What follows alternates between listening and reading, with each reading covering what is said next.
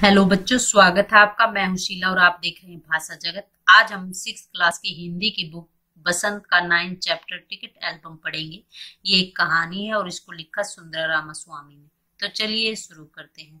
अब राजप्पा को कोई नहीं पूछता। आजकल सबके सब नागराजन को घेरे रहते। नागराजन घमंडी हो गया। राजप्पा सारे लड़कों में कहता फिरता है, पर लड़के भला कहाँ उसकी बातों पर ध्यान देते। नागराजन के मामा जी ने सिंगापुर से एक एल्बम भिजवाया था। वह लड़कों को दिखाया करता। सुबह पहली घंटी के बजने तक सभी लड़के नागराजन को घेर कर एल्बम को देखा करते। आधी छुट्टी के वक्त भी उसके आसपास लड़कों का जमघट लगा रहता। कई लोग टोलियों में उसके घर तक हुआ है। नागराजन शांतिपूर्वक सभी को अपना एल्बम दिखाता, पर किसी को हाथ नहीं लगाने देता। एल्बम को गोद में रख लेता और एक एक पन्ना पलटता। लड़के बस देखकर खुश हो जाते। जमघट का मतलब होता है कि चारों तरफ जमा हो जाना। ये देखिए बच्चे उसके चारों तरफ जमे हैं। कहने का मतलब है कि जो नागराजन है उसके मामा जी ने सिंगापुर से उसके लिए एक एल्बम भिजवाया है और जिसके लिए बच्चे बहुत उत्सुक हैं देखने के लिए और उसके चारों तरफ जमा होते हैं। उसके घर तक भी चले जाते हैं। बट इन सब बातों से क्या है, राजप्पा खुश नहीं है। वह कहता है कि नागराजन जो है वो एक घमंडी लड़का है। और तो और कक्षा की लड़कियां भी उस एल्बम को देखने के लिए उत्सुक थी। पार्वती लड़कियों की अगुआ बनी और एल्बम मांगने आई। लड़कियों में वही तेज तर्रार मानी जाती थी। नागराजन ने कवर चढ़ाकर एल्बम उसे दे दिया। शाम तक लड़कियां एल्बम देखती रही, फिर उसने वापस कर दिया। अगुआ का मतलब है कि उनकी तरफ से प्रतिनिधित्व के लिए आई है, यानी लड़कियों भी इस चीज को लेकर बहुत उत्साहित थी, उत्सुक थी और वो देखना चाहती थी एल्बम। तो उनकी तरफ से क्या, पार्वती एल्बम मांगने के लिए आई। अब राजप्पा के एल्बम को कोई पूछने वाला नहीं था। वाकई उसकी शान अब घट गई थी। राजप्पा के एल्बम की लड़कों में काफी तारीफ रही थी। मधुमक्खी की तरह उसने एक एक टिकट जमा किए थे। उसे तो बस अब यही धुन सवार थी। सुबह 8 बजे वह घर से निकल पड़ता। टिकट जमा करने वाले सारे लड़कों के चक्कर लगाता। 2 ऑस्ट्रेलिया के टिकटों के बदले एक फिनलैंड का टिकट लेता, 2 पाकिस्तान के बदले एक रूस का।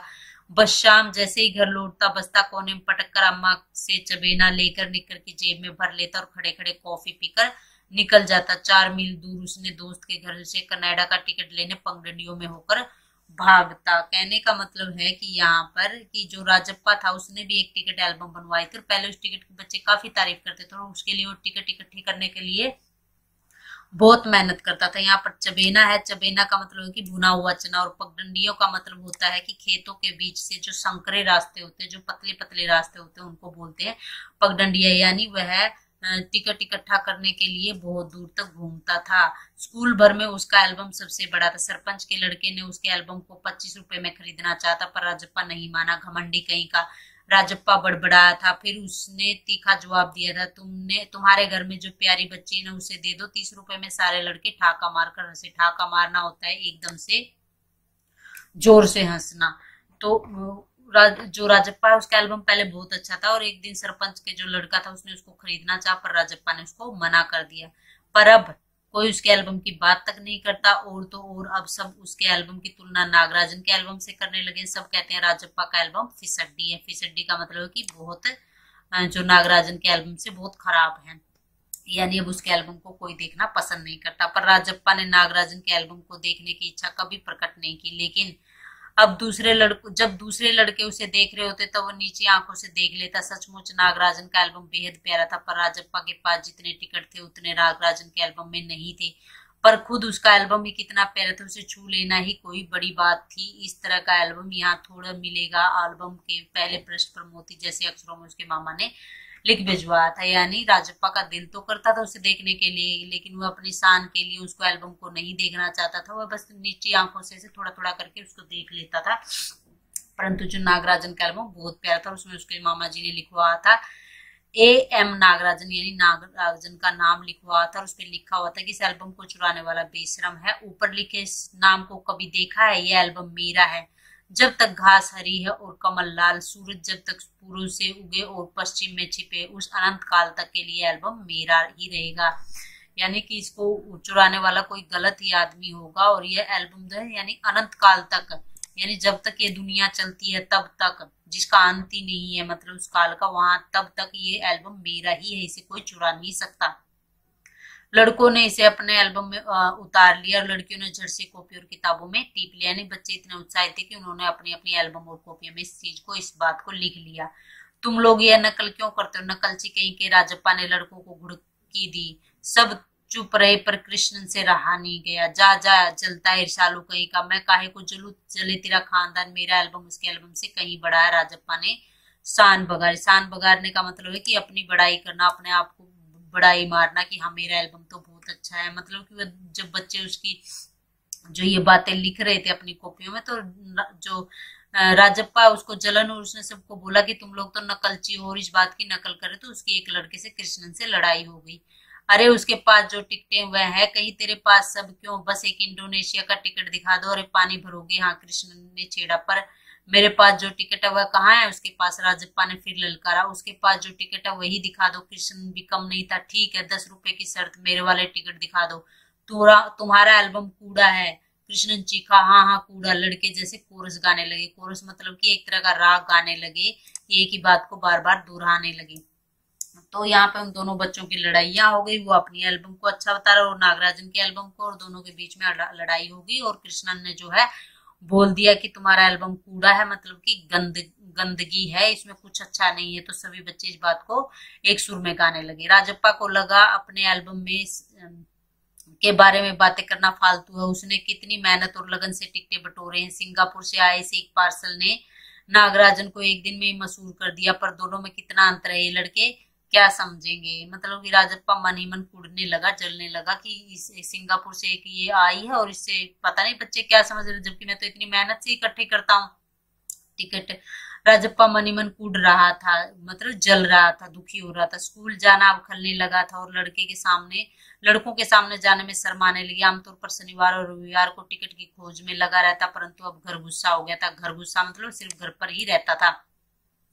दिन में कई बार एल्बम को पलटता रहता, रात को लेट जाता, सहसा जाने क्या सोचकर उठता, ट्रंक खोलकर एल्बम निकालता और एक पूरा पढ़ लेता, और उसे एल्बम से चिढ़ होने लगती। उसे लगा एल्बम वाकई में कूड़ा हो गया, यानी उसे अपने आप ऊपर ही भरोसा नहीं रहा था, और वो बार बार इस चीज को चिंता लेके करने लगा था, क्योंकि उसे स्कूल जाना अच्छा लग रहा था। सब बच्चे उसको चिढ़ाते थे।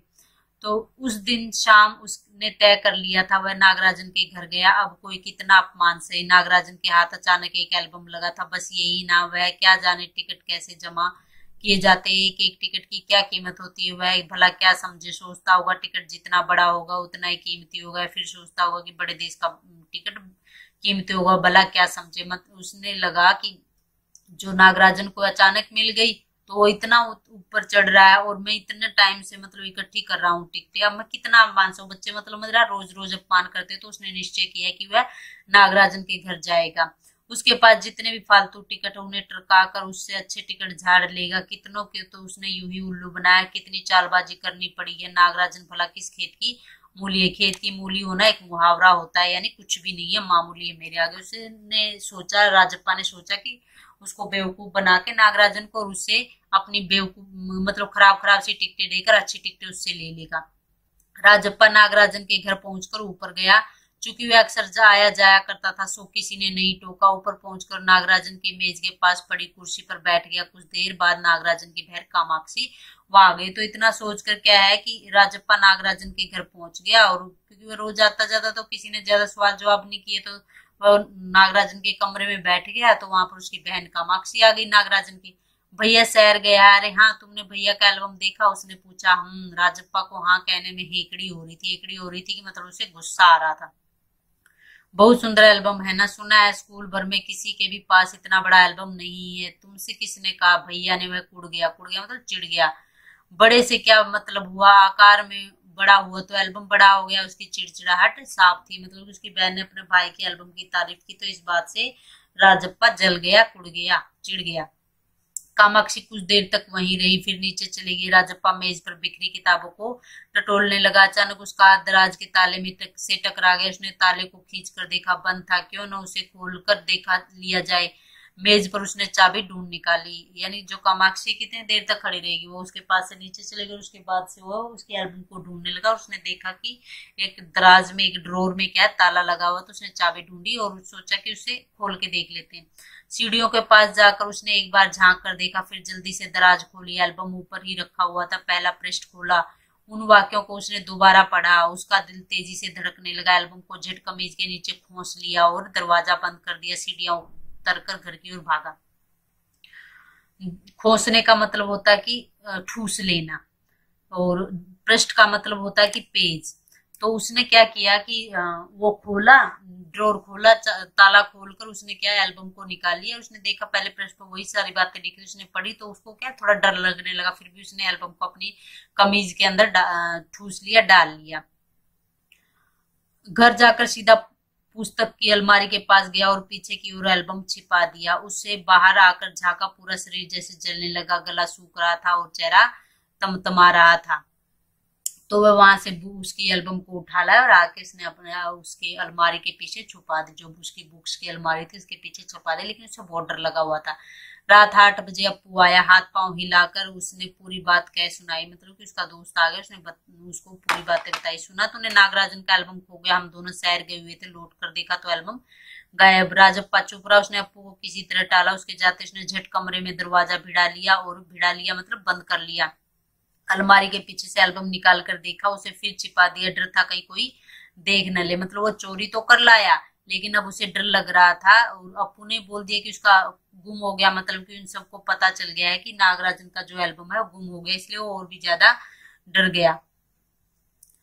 तो रात में खाना नहीं खाया, पेट जैसे भरा हुआ था, सारा घर चिंतित हो गया था, उसका चेहरा भयानक हो गया था। रात उसने सोने की कोशिश कर पर नींद नहीं, एल्बम सिराने तकिए के नीचे रखकर सो गया। सुबह अप्पू दोबारा आया, राजप्पा तब भी बिस्तर पर बैठा था। आज सुबह नागराजन के घर होकर आया था, कल तुम उसके घर गए थे, अप्पू ने पूछा। तो उसको रात को डर के हमारे भूख भी नहीं लगी और नींद भी नहीं लगी, और सुबह सुबह फिर से अप्पू दोबारा आ गया और उसने फिर एक और उसके सिर पे बम फोड़ दिया कि तुम ही उसके घर गए हुए थे कल, कहीं तुमने तो नहीं चुराया। उसका इनडायरेक्टली कहने का ये मतलब था। राजप्पा की सांस जैसे ऊपर की ऊपर और नीचे की नीचे रह गई, फिर सिर हिला दिया, वह जिस तरह चाहे सोच ले। कामाक्षी ने कहा था कि हमारे जाने के बाद खाली तुम वहां आए थे, अप्पू बोला। राजप्पा को समझते देर नहीं लगी कि अब सब उस पर शक करने लगे होंगे, मतलब कि उसने बताया कि जो कामाक्षी है उसकी बहन नागराजन की, उसने बताया कि पीछे से तो वही आया था और तो कोई आया तो उसी ने चुराई होगी। तो उसको लगा कि यानी राजप्पा को लगा कि सब उसी पे शक कर रहे हैं, क्योंकि अब वो वहां से आया था। कल रात से नागराजन लगातार रोए जा रहे, उसके पापा शायद पुलिस को खबर कर दिया, अप्पू ने फिर कहा। राजप्पा फिर भी चुप रहा। उसके पापा डीएसपी के दफ्तर में ही तो काम करते हैं, बस एक पलक झपकते ही झपक दे और पुलिस की फौज हाजिर। अप्पू जैसे आग में घी डाल रहा था। यह तो भला हुआ कि अप्पू का भाई उसे ढूंढता हुआ आया और अप्पू चलता बना, यानी अप्पू जो है उसको बता रहा था, डरा रहा था कि या तो उसको तू बता दे, नहीं तो फिर उसके पापा डीएसपी ऑफिस में काम करते हैं और तुझे पूरी तरह से फंसा देंगे, उनके एक इशारे पे तो बहुत सारी पुलिस आ जाएगी। राजप्पा के पापा दफ्तर चले गए थे, बाहर का किवाड़ बंद था। राजप्पा अभी तक बिस्तर पर बैठा हुआ था। आधा घंटा गुजर गया और वह उसी तरह बैठा रहा। तभी बाहर की सांकल खटकी, पुलिस। राजप्पा बुदबुदाया। भीतर सांकल लगी थी, दरवाजा खटकने की आवाज तेज हो गई। राजप्पा ने तकिए के नीचे से एल्बम उठाया और ऊपर भागा। अलमारी के पीछे छिपा दे, नहीं पुलिस ने अगर तलाशी ली तो पकड़ा जाएगा। एल्बम को कमीज के नीचे छिपा कर वह नीचे आ गया। बाहर का दरवाजा अब भी बज रहा था। कौन है? अरे दरवाजा क्यों नहीं खोलता? अम्मा भीतर से चिल्लाई। थोड़ी देर में और हुई तो अम्मा खुद ही उठकर चली गई। यानी उसके जो राजप्पा है उसके मन में इतना डर बैठ गया था कि अब तो पुलिस आएगी, तुम्हें पकड़ लेगी। और जैसे उसकी माँ ने दरवाजा खटखटाया तो वो डर गया और एल्बम को छुपाने का काम करने की कोशिश करने लगा। राजप्पा पिछवाड़े की ओर भागा, मतलब घर के पीछे की ओर। जल्दी से बाथरूम में घुसकर दरवाजा बंद कर लिया। अम्मा ने अंगीठी पर गर्म पानी की देगची चढ़ा दी थी, उसने एल्बम को अंगीठी में डाल दिया। एल्बम जलने लगा। कितने प्यारे टिकट थे। राजप्पा की आंखों में आंसू आ गए। तो डर के मारे राजप्पा ने क्या किया, उसकी माँ ने जहां पर गर्म पानी करने के लिए जो वो डेगची चढ़ाई थी, डेगची मतलब कि एक बर्तन होता है गोल गोल सा, वो चढ़ा हुआ था, तो उसने राजप्पा ने एल्बम उसमें डाल दी, जला दी। लेकिन दुख भी हो रहा था, इसमें कितने अच्छे एल्बम थे। तभी अम्मा की आवाज आई, जल्दी से आ तो नहा कर नागराजन तुझे ढूंढता हुआ आया। राजप्पा से ने निकर उतार दी और गीला तौलिया लपेट कर बाहर आ गया। कपड़े बदल कर वह ऊपर गया। नागराजन कुर्सी पर बैठा हुआ था, उसे देखते ही बोला, मेरा एल्बम खो गया यार। उसका चेहरा उतरा हुआ था, काफी रोकर आया था शायद। उससे नागराज मतलब कि उससे नागराजन मिलने के लिए आ गया। शायद पूछना चाहता होगा कि मेरा एल्बम कहाँ है, कहाँ रखा था तुमने? राजप्पा ने पूछा। शायद दराज में, शहर से लौटा तो गायब। नागराजन की आंखों में आंसू आ गए। राजप्पा से चेहरा बचाकर उसने पोंछ ली, रो मत यार। राजप्पा ने उसे पुचकार कर वह पुचकारा तो वह फपक कर रो पड़ा। पुचकारा मतलब प्यार से उसको बोला कि भाई मत रो। फपक कर का मतलब होता है कि वह जोर जोर से रोने लगा। राजप्पा झट नीचे उतर गया। 1 मिनट में वो ऊपर नागराजन के सामने था। उसके हाथ में उसका अपना एल्बम था।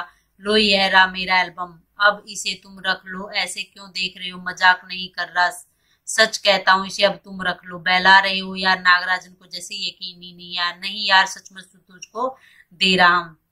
तो कहीं ना कहीं जो वो था राजप्पा था, उसको इस बात का मलाल तो था कि हाँ मैंने इसकी जलाई है, तो उसे दुख था, तो इसलिए वो अपना एल्बम उसको दे रहा था। राजप्पा भला उसका अपना एल्बम उसे दे, कैसा चमत्कार। नागराजन को अब भी यकीन नहीं आ रहा था, पर राजप्पा अपनी बात बार बार दोहरा रहा था, उसका गला भरा था। यानी वो नागराजन को यकीन तो नहीं हो रहा था कि वो तुझे दे देगा एल्बम, परंतु वो बार बार बोल रहा था कि ले ले ले ले, तो उसे बड़ा ऐसे खुशी भी हुई और उसका गला भर गया था, मतलब वो रोने जैसा हो गया। ठीक है इसे मैं रख लेता हूँ, पर तुम क्या करोगे। मैं मुझे नहीं चाहिए। क्यों, तुम्हें एक भी टिकट नहीं चाहिए। नहीं, पर तुम कैसे रहोगे बगैर किसी टिकट के, रोता क्यों है यार। ले इस एल्बम को तू ही रख ले, इतनी मेहनत की है तूने। नागराजन बोला। तो जब वो उसको दे रहा था तो नागराजन ने देखा कि ये दुखी हो रहा है, यानी अपनी एल्बम से दूर होकर, तो बोला चल ठीक है रहने दे, तू इसको ले ले। फिर उसने बोला, ये राजप्पा ने बोला कि नहीं तुम रख लो, लेकर चले जाओ, जाओ चले जाओ यहाँ से। वह चीखा और फूट फूट कर रो दिया। नागराजन की समझ में कुछ नहीं आया। वह एल्बम लेकर नीचे उतर गया। कमीज से आंखें पोंछते हुए राजप्पा भी नीचे उतरा। दोनों साथ साथ दरवाजे तक आए। बहुत बहुत धन्यवाद, मैं घर चलूं। नागराजन सीढ़ियों से उतरने लगा। सुनो राजू, राजप्पा ने पुकारा। नागराजन ने उसे पलट कर देखा। एल्बम दे दो, मैं आज रात जी भरकर इसे देखना चाहता हूँ, कल सुबह तुम्हें दे जाऊंगा। ठीक है। नागराजन ने उसे एल्बम लौटा दी और चला गया। राजप्पा ऊपर आया। उसने दरवाजा बंद किया और एल्बम को छाती से लगाकर फूट फूट कर रो पड़ा। मतलब कि उसे अपनी बात का दुख भी हो रहा था कि मैंने उसकी जला दी, इसलिए बदले में वो उसको अपनी एल्बम भी देना चाह रहा था, परंतु वह अपनी एल्बम से दूर भी नहीं होना चाह रहा था। तो इस तरह से देखिए कहानी है। आप लोगों को जरूर मजा आया होगा।